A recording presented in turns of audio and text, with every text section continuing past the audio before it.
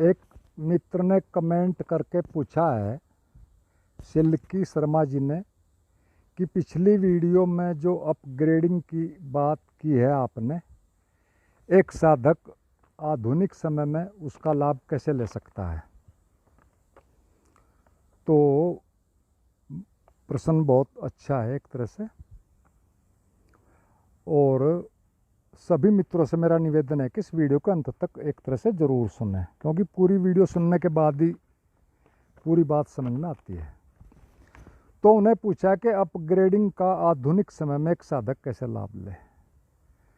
तो यहाँ पर बात शुरू करने से पहले हम 3 शब्दों को एक तरह से समझते हैं, और ये 3 शब्द हैं ध्यान, सम्मोहन और एक तरह से अपग्रेडिंग, जिस पर हम बात करेंगे।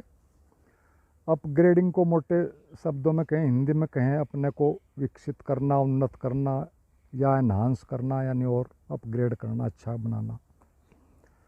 और यदि हम इन 3 शब्दों को पूरी तरह से समझ गए तो फिर एक तरह से हमारी समझ में ध्यान यात्रा का एक सारा का सारा ही नक्शा ही पूरी तरह से साफ हो जाएगा। पहले ध्यान को लेते हैं। ध्यान का सीधा सा अर्थ होता है, हम सभी जानते हैं कि होश पूर्वक जीना, होश को बढ़ाना, और अंत में होश के बढ़ते बढ़ते एक स्थिति ये आए कि हम पूरे मन को समझ जाएं और उससे पार के जगत से हमारा परिचय हो जाए। और ध्यान की और भी बहुत परिभाषाएं दी गई हैं, उन पर हम यहाँ नहीं जाते हैं। अकेले ओशो ने ही ध्यान की 100 के लगभग परिभाषाएं दी हैं, तो हम मोटी मोटी बातें कर रहे हैं यहाँ पर।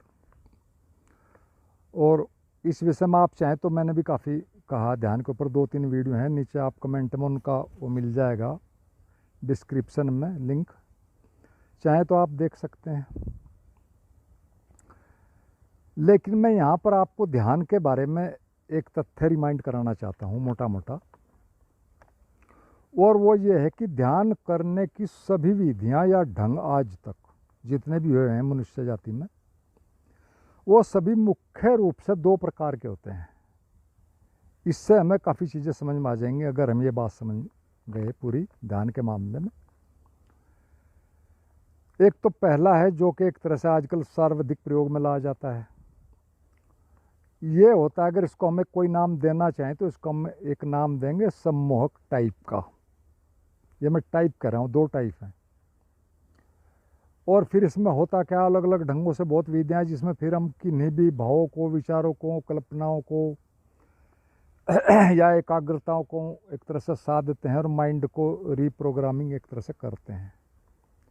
संक्षेप में इसका अर्थ यही है कि हम माइंड को रीप्रोग्रामिंग करें और अंततः हम एक ही मन स्थिति में एक तरह से आ जाते हैं, एक ऐसी मन स्थिति के वहाँ पर हमें शांति भी मिलती है, शक्ति भी आ जाती है, मानसिक भी, शारीरिक भी, IQ भी बढ़ जाता है और पॉजिटिविटी भी आ जाती है, सभी कुछ मिल जाता है एक तरह से हमें मोटा मोटा। लेकिन जो असली बात है समझने की वो है कि हम रहते फिर भी मन के ही एक परिष्कृत वाले रूप में मन के एक तरह से रहते हैं, यानी मन के ही जगत में होते हैं। और ये सारा जो अब तक का होता है, जो भी हम करते हैं अलग अलग ढंगों से, ये मात्र एक कंसंट्रेशन ही होता है, घुमा फिरा कर या कहो आत्मसम्मोहन। और कभी कभी कोई बहुत अति बुद्धिमान व्यक्ति ही एक तरह से यहाँ से आगे अमन की स्थिति में एक तरह से छलांग ले सकता है, वरना ज़्यादातर तो इसी में ही संतुष्ट हो जाते हैं। और कारण यही है, 2 ही कारण है यहाँ संतुष्ट होने के, कि एक तो उनको सब कुछ मिल जाता है, दूसरा एक आगे का मार्गदर्शन का उन्हें कोई करता नहीं, उन्हें खुद पता नहीं होता। और मैं आपको रिमाइंड करा दूं कि ओशो भी स्वयं इसी मार्ग से पहुँचे थे, सम्मोहन के मार्ग से ही। और बाद में भी जितना आप उनका जीवन देखोगे उसमें भी उनके सम्मोहन का पूरा, सम्मोहन की कहो जीवन शैली का पूरी बातें सामने आती हैं। उनकी ड्रेस, बोलने का ढंग और बहुत चीज़ें, जब प्रवचन देते थे उस तरह की बहुत चीज़ें हैं, वो सारी सच में एक तरह के टूल्स हैं जो एक तरह से सम्मोहन में ही यूज होते हैं। यानी उनका सारा जो मामला था साधना और ज़्यादातर विधा भी वो सम्मोहन से ही थी। लेकिन उन्होंने एनलाइटनमेंट के बाद भी कई बार एक बात को दोहराया है, क्योंकि ओशो ने और तो बहुत कुछ दुनिया को दिया ही है, एक उनकी एक अपनी एक अजीब ऐसी खूबी थी कि जो बड़ी मुश्किल से मिलती है किसी एनलाइटेंड पुरुष में भी, वहाँ भी कुछ न कुछ इन चीज़ों में कमी मिलती है। और वो ये थी कि ओशो बिल्कुल पूरी तरह एक ऑनेस्ट व्यक्ति थे, यानी बिल्कुल साइंटिफिक नेचर के, जैसे एक वैज्ञानिक बिल्कुल शुद्धतम ऑनेस्ट होता है। तो वहाँ ओशो ने एक बात कई बार कही है, उस पर कभी सोचना। उन्होंने एक बात 2-3 बार तो मैंने ही पढ़ी है, वो कहते रहे कि बुद्ध जैसा व्यक्ति इस पृथ्वी पर कभी चला ही नहीं दोबारा। यानी वो एक कहते थे कि बुद्ध सबसे ज़्यादा अद्भुत रहे हैं, उन जैसा कोई हुआ ही नहीं। तो इसका क्या मतलब है? इसका मतलब तो साफ ये है कि बुद्ध को ओशो अपने से भी ज़्यादा एक तरह से श्रेष्ठ को समझते थे। और बात साफ भी थी, ओशो का मार्ग और बुद्ध का मार्ग मूलतः ही भिन्न थे। एनलाइटेंड होना अलग बात है, लेकिन वहाँ भी कुछ चीज़ें होती हैं। तो यहाँ मैं एक तरह से ये सभी बातें संक्षेप में कह रहा हूँ, यहाँ ज़्यादा इस पर हम नहीं बोलते, क्योंकि ये विषय एक तरह से बहुत जटिल और बड़ा है। तो हम तो सीधी सीधी बात कर रहे हैं, हमने ध्यान के 2 टाइप की बात कर रहे हैं। एक तो हमने कहा जो सम्मोहक वर्ग माता है, और एक ध्यान का दूसरा प्रकार होता है जो प्राचीनतम है, प्राचीन काल से ही चला रहा है। उसमें यह होता है कि धीरे धीरे धीरे सभी कुछ गिराते जाने वाला मार्ग होता है, या उसको पहले कहते थे नेति नेति वाला मार्ग। धीरे धीरे धीरे सभी कुछ गिर जाता है जब, और आखिर में जब कुछ गिराने को बचता ही नहीं, तब जो भी बच जाता है एक तरह से वो हमारा असली स्वरूप होता है। हालांकि इसकी अपनी समस्याएं होते हैं। समस्याएं ये हैं कि कुछ दिन यात्रा में कुछ दूर चलने के बाद कुछ चीज़ें इतने बारीक होती हैं कि हमें पता ही नहीं होता कि ये हैं भी, इनको कैसे गिराएं। उनको हम सच में मानते तक भी नहीं। लेकिन चलो वो तो अलग बात है, लेकिन ये एक अलग मार्ग है, दूसरे वाला प्राचीन नेति नेति वाला। और यह जो मार्ग है नेति नेति वाला, सच में ये सर्वश्रेष्ठ मार्ग है, लेकिन ये सर्वाधिक कठिन भी है। और ये बुद्ध जैसे लोग, महावीर और जैन, ये सारे के सारे एक तरह से सबके सब इसी से हुए हैं। नागार्जुन जैसे लोग भी, सरप्पा मारप्पा, ये सब ये बुद्ध की ही एक तरह से शाखाएं हैं। 2 शाखाएं मेनली चली, एक तांत्रिक वाली जिसमें सारे नागार्जुन वगैरह हुए, और दूसरे जैन फकीर हुए। ये 2 ही शाखाएं ज़्यादा सक्सेस रही। एक बुद्ध के बेटे से चली, राहुल से, राहुल नागार्जुन सरप्पा मरप्पा वाली लेकिन इनमें सबसे ज़्यादा जो कामयाब हुई वो हुई जैन वाली। तो खैर, हम जो कहना चाह रहे थे कि ये दूसरा टाइप है ध्यान का, सब कुछ गिराते जाना, नेति नेति। एक पहले वाली थी, लेकिन यहाँ एक बात हमें फिर भी ध्यान रखनी होगी इन दोनों में भी, कि हमेशा 100% पर ही इन दोनों में कोई ना कोई चीज़ जो होती है एक तरह से वो घटती है। क्योंकि 100% पर एक तरह से मन पूरी तरह से गिर जाता है, और फिर वो एक तरह से वो उसी को स्वयं ही कहो कि वो चेतना में परिवर्तित हो जाता है, चेतना उपस्थित हो जाती है। और ये बड़ा सीधा सा नियम ऐसे है कि जैसे 100 डिग्री पर यदि पानी गर्म करेंगे तो भाप में बदल जाएगा। तो ये सारी चीज़ें यहाँ मोटी मोटी बात समझ रहे हैं, इन पर हम यहाँ ज़्यादा नहीं कुछ एक तरह से बातें कर रहे हैं। तो ये तो होगा पहला ध्यान शब्द। ध्यान की हमने 2 टाइप पर बात की। अब एक अगला शब्द समझते हैं, सम्मोहन। सम्मोहन क्या है? सम्मोहन एक तरह से बहुत विस्तार वाला सब्जेक्ट है और बहुत सूक्ष्म भी है, लेकिन हम इसमें भी मोटा मोटा समझते हैं, हमें कोई इसमें ज़्यादा गहराई में जाने की ज़रूरत नहीं। और वो बात ये है कि सम्मोहन इस जगत के परिचालन का, पूरी सृष्टि के एक आधार बिंदु है। अगर हम आध्यात्मिक ग्रंथों से भी देखें तो उनमें भी परमात्मा ने एक तरह से स्वयं को सम्मोहित किया कि एकोसी द्विश्याम, मैं एक हूँ, मेरे से अनंत हो जाएं, अनेक हो जाएं। और वो फिर अलग अलग कहीं में बट गया और सृष्टि चल पड़ी। एक तो इस तरह की मान्यता है आध्यात्मिक। दूसरी वैज्ञानिक है बिग बैंग थ्योरी की, वो भी यही है कि एक बिंदु था, प्रकाश बिंदु था, उसने वो विस्फोट हुआ उसमें एनर्जी में, और उस फैल गई और सारा ब्रह्मांड बन गया। लेकिन वहाँ कोई दूसरा था नहीं, तो इसका मतलब वो भी अपनी ही मर्जी से फटी या को विस्फोट हुआ, जो भी हुआ, बिग बैंग थ्योरी। तो एक तो ये है, लेकिन इन बातों का तो हमें पता नहीं, ये तो सिर्फ अनुमान है। लेकिन एक बात का हमें पक्का पता है कि इस जगत से यदि सम्मोहन को हटा दिया जाए किसी भी तरीके से, और सम्मोहन एक कॉमन शब्द है, उसके बहुत से ढंग ढांचे हैं जिनके में वो काम करता है, जिसमें एक निर्सम्मोहन है, प्राकृतिक सम्मोहन है, आत्मसम्मोहन है। सम्मोहन तो इन सब का एक कॉमन नेम है। हिप्नोसिस, फिर उसमें D hypnosis, natural hypnosis, auto hypnosis. और ज़्यादातर सारा काम साधनाओं में आत्म सम्मोहन से ही होता है, ऑटो हिप्नोसिस से। तो मैं क्या कह रहा था कि यदि ये सम्मोहन की प्रक्रिया किसी तरीके से ब्रह्मांड में रुक जाए तो यह सृष्टि जरा भी नहीं चल सकती। ये बात थोड़ी सोचने की है। लेकिन मैं सबके द्वारा एक तरह से मैं क्या कहना चाह रहा हूँ, ये जो इतनी डिटेल की बात कर रहा हूँ, मैं ये कह रहा हूँ कि ये जो प्रक्रिया है सम्मोहन वाली, ये सारे ब्रह्मांड में चल रही है और इतनी शक्तिशाली है कि इससे कुछ भी पाया जा सकता है। और हम इसी के थ्रू अगर हम इसका सही उपयोग करना जान जाएं तो अपने लक्ष्यों से मतलब जागरण की मुख्यतः उसको में इसका हम सही उपयोग करें और एक तरह से अपने लक्ष्य को हासिल करें।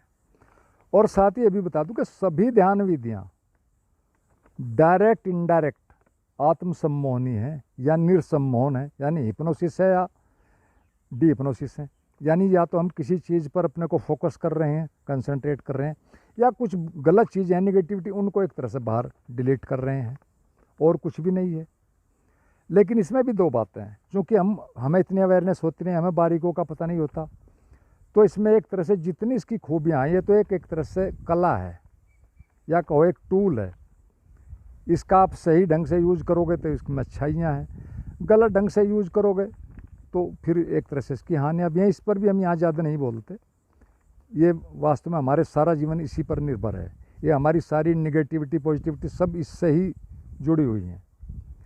तो इसका हमें सिर्फ इतना ही करना है कि इसका हमें सही ढंग से अपने आत्म जागरण में, अपग्रेडिंग में कहो, उसमें हमें इसका लाभ लेना है।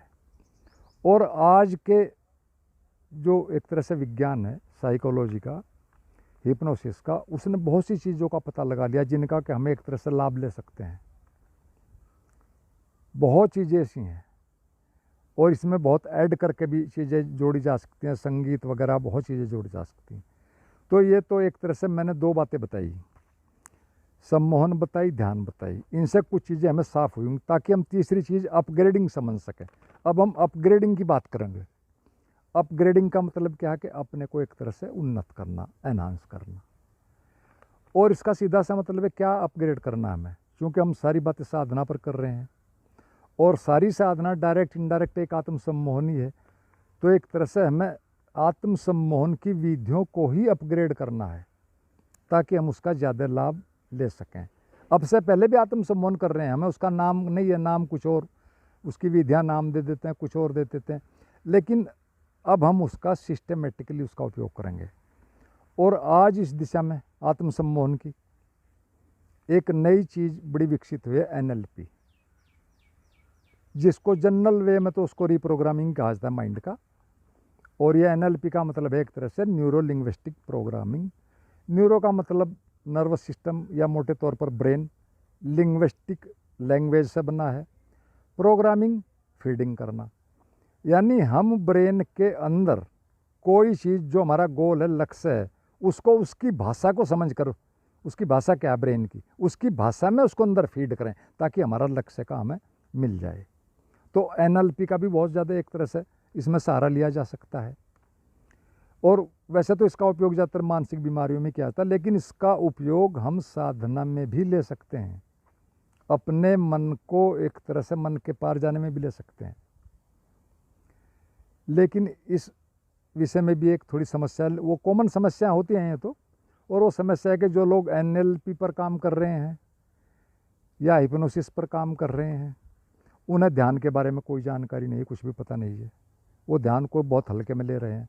और जो लोग ध्यान पर काम कर रहे हैं उन्हें NLP के बारे में कुछ पता नहीं है, वो पुरानी विधियों पर ही, पुरानी चीज़ों पर ही काम करे जा रहे हैं।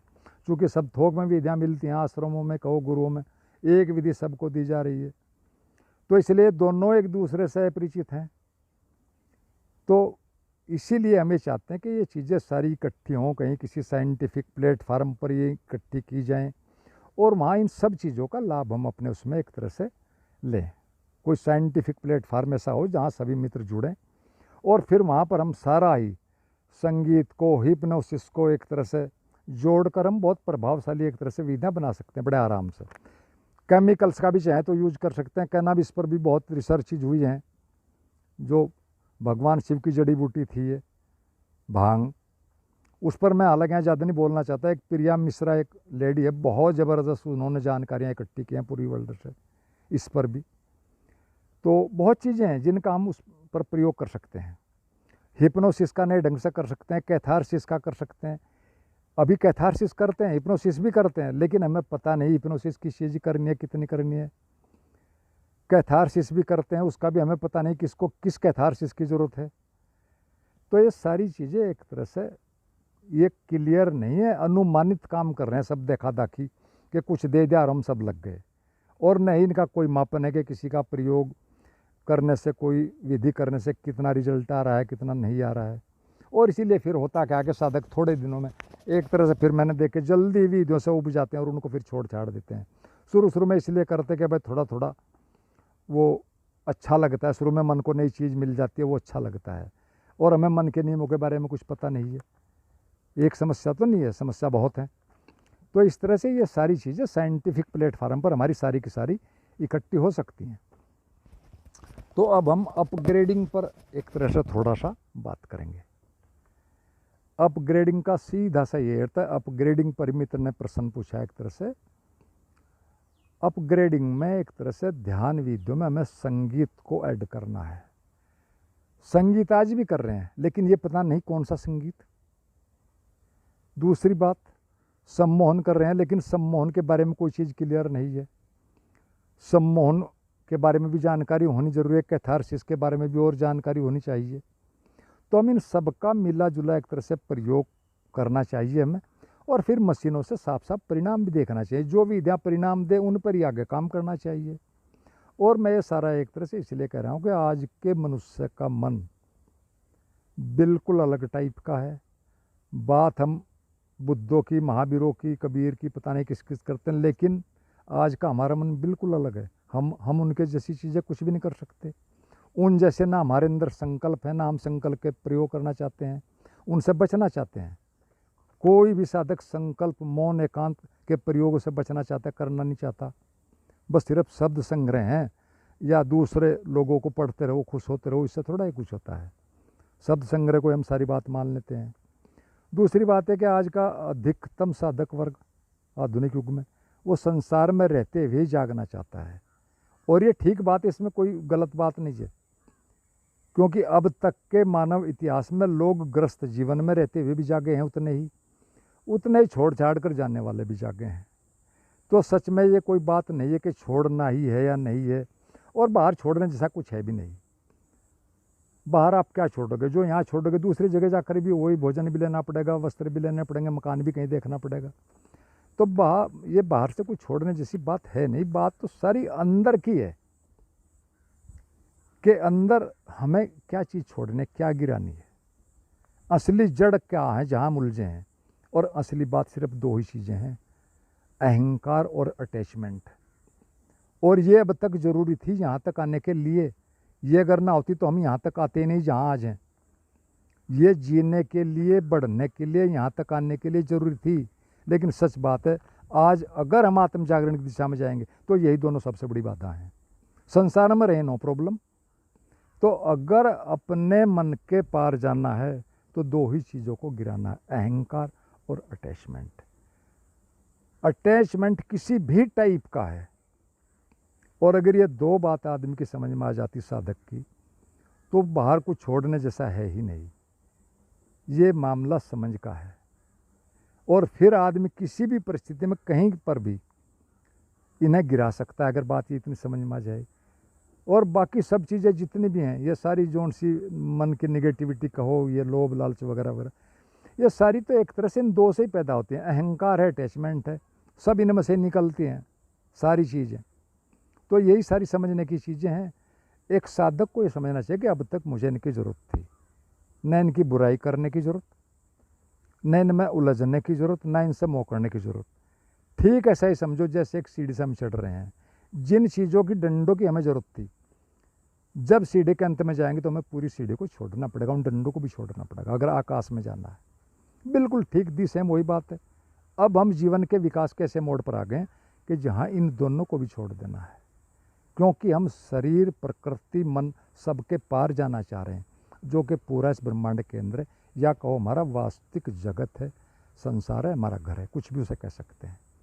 तो ये सारी चीज़ें समझने की ज़्यादा हैं, कोई मेहनत का काम नहीं कि बहुत ज़्यादा मेहनत करने से कुछ होगा, मेहनत अपनी जगह है। तो एक तरह से अपग्रेडिंग का तो पूरा अर्थ यही है कि जो घटनाएं अब तक अपवाद स्वरूप में घट रही थी, एक तरह से जागरण की कहो, उन्हें अब एक सिस्टेमेटिक रूप से घटाया जा सकता है विज्ञान की हेल्प से, यदि व्यक्ति में, किसी साधक में सच्ची प्यास है तो। इस दिशा में एक बात और भी हमें थोड़ी सी साफ हो जानी चाहिए, काफ़ी लोग तो समझते हैं, लेकिन फिर भी मैं रिमाइंड कर दूं कि ये कोई हमें आविष्कार नहीं करना, कोई इन्वेंशन नहीं है, ये तो सिर्फ डिस्कवर है। डिस्कवर का मतलब क्या कि हम अंदर किसी केंद्र पर कहीं पूरे हैं, कुछ चीज़ें हमारे ऊपर जम गई हैं, किन्हीं कारणों से कभी उनकी ज़रूरत थी, अब हमें उनको हटाना है। और वो सारी चीज़ें भी क्या हैं, वो सारी की सारी वो हमारे एक तरह से संस्कार ही हैं, हमारी आदतें कहो, संसार कहो, माइंड सेट कहो, जो चीज़ें समय में हमें उनकी ज़रूरत थी यहाँ तक आने के लिए, बस उनको ही तो हटाना है।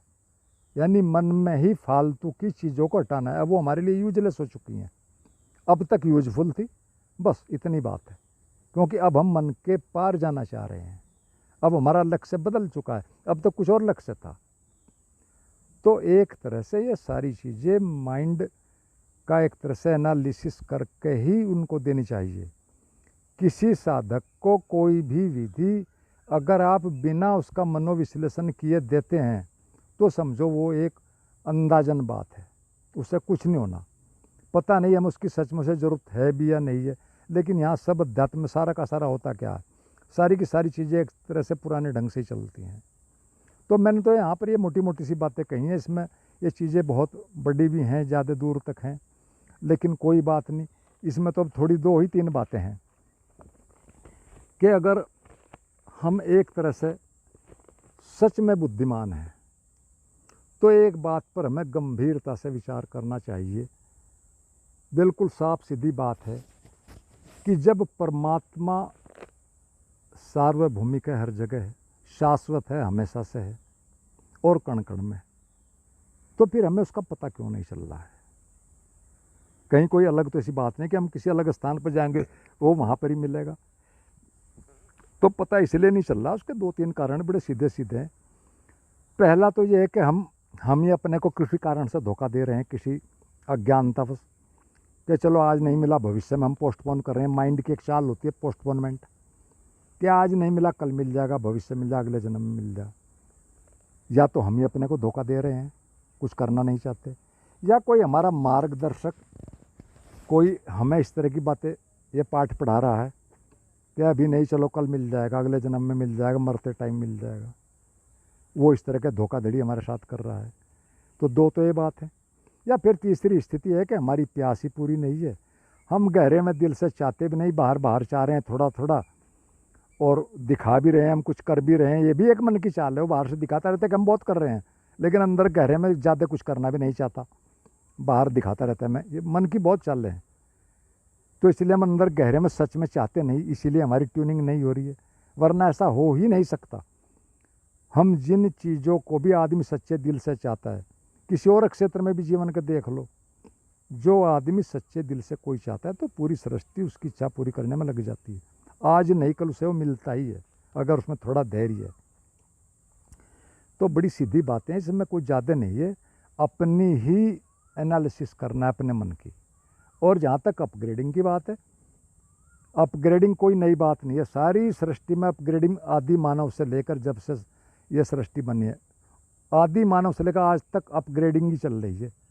क्या हो रहा है शुरू से अब तक का देखो। साइंटिस्ट उसे क्या कहते हैं, वैज्ञानिक उसे इवोल्यूशन कह देते हैं, बस इवोल्यूशन कहकर स्टडी कर रहे हैं।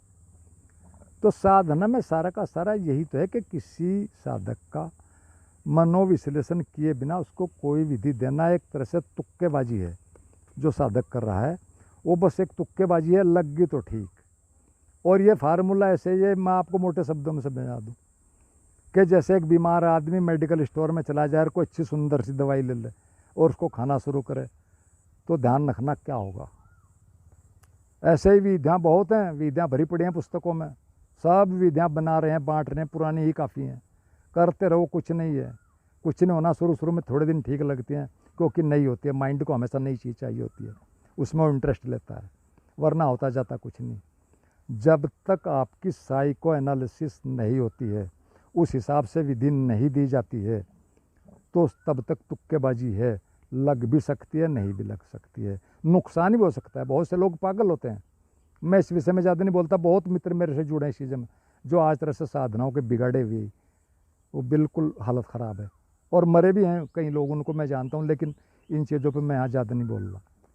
तो मैं सिर्फ इतना ही कहता हूँ कि आप थोड़ा समझो, मन के बारे में अध्ययन करो, अपने मन के बारे में। सभी मनुष्यों के मन एक ही जैसे हैं, मन का अध्ययन करो। साइंटिस्ट जो साइंटिफिक एक तरह से हमारे आविष्कार हुए हैं, उनका लाभ लो। जब हर फील्ड में ले रहे तो इसमें लेने में क्या दिक्कत है। तो अपग्रेडिंग सिर्फ यही है कि साइंटिफिकली ठीक ठीक किसी तरफ कुछ काम किया जाए, साफ सुथरा, अंदाजन नहीं, बस इतनी बात है। तो आप लोगों ने ये सुनी मेरी बातें, आपका बहुत बहुत धन्यवाद एक तरह से, और अंत में सभी मित्रों को मेरा प्रणाम।